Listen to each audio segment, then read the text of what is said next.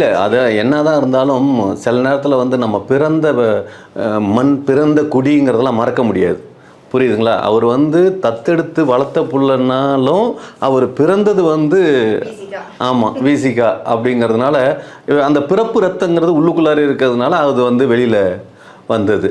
ஆமாம், இது வந்து ஓட்டு போடுறப்பையும் அதுதான் நடக்கும். அவர் வந்து சீரியஸாக சொல்கிறேன், விசிலுக்கு ஓட்டு போடுறத விட ஆமாம் கேட்டதே இல்லை, அப்படியே அதுக்கும் போட்டுருவார். ஆமாம், அந்த அளவுக்கு நல்ல மனிதன். அவரோட டீலிங் எல்லாமே வந்து அவர் யாரோட கட்டுப்பாட்டில் இருக்காங்கன்னா ஏலியன்ஸோட கட்டுப்பாட்டில் இருந்து தான் அவர் இங்கே நடத்திட்டு இருக்காரு. அதனால வந்து ஃபுல் அண்ட் ஃபுல் தாவேக்காவை கண்ட்ரோல் பண்ணுறது எல்லாமே வந்து ஏலியன்ஸ் தான். ஆமாம், நம்ம இங்கே இருக்கிறது வந்து விஜயை கண்ட்ரோல் பண்ணுறதே வந்து விஜய் யாராவது கண்ட்ரோல் பண்ணணும். ஏன்னா விஜயே வந்து சொல்லியிருக்காரு, என் பேச்சை நானே கேட்க மாட்டேன் அப்படின்னு. அப்போ அவர் பேச்சை அவர் கேட்க மாட்டார். அவர் யார் பேச்சை கேட்பார் அப்படின்னா ஏலியன்ஸ் பேச்சை தான் கேட்பார். ஸோ அவருக்கு நீங்கள் திட்டம்லாம் வகுத்து கொடுத்த அரசியல் அமைப்பு இதெல்லாம் அறிக்கையெல்லாம் இருக்குல்ல, அதெல்லாம் நீங்கள் பார்த்தீங்கன்னா அதெல்லாம் ஏலியன்ஸோட உட்காந்து டீல் பண்ணுது.